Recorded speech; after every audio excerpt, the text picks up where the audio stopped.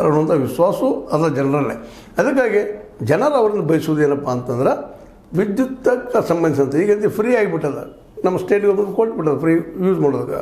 ನಿರಂತರ ವಿಶ್ವಜ್ಯೋತಿ ಪ್ರತಿಯೊಬ್ಬರು ಬಯಸ್ತಾ ಇದ್ದಾರೆ. ಅದ್ರ ಜೊತೆಗೆ ಇನ್ನಷ್ಟು ಒಳ್ಳೆಯ ಸೇವೆಯನ್ನು ಬಯಸಿದಾಗ ಹೋಗಿ ಕೊಡುವಂಥ ಸೇವೆಯನ್ನು ಇವ್ರು ಮಾಡ್ತಾರೆ ಅನ್ನೋ ವಿಶ್ವಾಸ ಜನರಲ್ಲೇ ಇದೆ. ಇನ್ನು ಅದನ್ನು ಕಾಯ್ಕೊಂಡು ಮುಂದುವರ್ಸ್ಕೊಂಡು ಹೋಗುವಂಥದ್ದು ಇಲ್ಲೇ ಆ ಒಂದು ಸ್ವಾಭಿಮಾನ ಬನ ಮಾಡಬೇಕಾಗಿದೆ. ಜೊತೆಗೆ ಇನ್ನೊಂದು ಮಾತನ್ನು ಅವ್ರು ಜ್ಞಾಪಕದಲ್ಲಿ ಇಡಬೇಕು, ನಮಗಿಲ್ಲಿ ವಿರೋಧಿಗಳಿದ್ದಾರೆ. ಅದು ಜಾರಕಿಹೊಳಿ ಜೊಲ್ಲೆಯವ್ರದ್ದಾಗಿರ್ಬೋದು, ಮತ್ತೆ ಯಾರು ಇರ್ಬೋದು, ನಮ್ಮ ವಿರೋಧಿಗಳಿದ್ದಾರಪ್ಪ.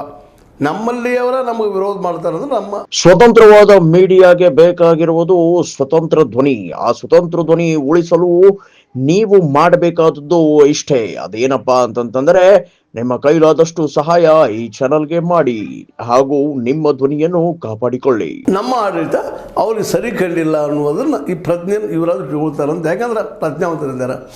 ಇವತ್ತು ನಮ್ಮ ರಮೇಶ್ ಕತ್ತಿಯವ್ರು ಮಾತಾಡೋದಾಗಿರ್ಬೋದು, ಸ್ವತಃ ಎ ಬಿ ಪಾಟೀಲ್ ಒಂದಿಷ್ಟು ಏನೋ ಅಭಿವ್ಯಕ್ತಿ ಮಾಡೋದಾಗಿರ್ಬೋದು, ನಿಖಿಲ್ ಕತ್ತಿಯವರಾಗಿರ್ಬೋದು, ಇವರೆಲ್ಲರೂ ಇವತ್ತು ಪ್ರಜ್ಞೆಯನ್ನು ಜೊತೆ ಇಟ್ಕೊಂಡು ಮಾತಾಡಿದ್ದಾರೆ. ಅವರ ಮಾತುಗಳು ನೋಡಿದಾಗ ಹೌದಪ್ಪ ಅವ್ರು ಒಳ್ಳೆಯ ಆಡಳಿತ ಕೊಟ್ಟೇ ಕೊಡ್ತಾರೆ. ಈಗ ಕೊಟ್ಟಿದ್ದಾರೆ 40 ವರ್ಷಗಳೇ ಡಿ ಸಿ ಸಿ ಬ್ಯಾಂಕ್ನಲ್ಲೇ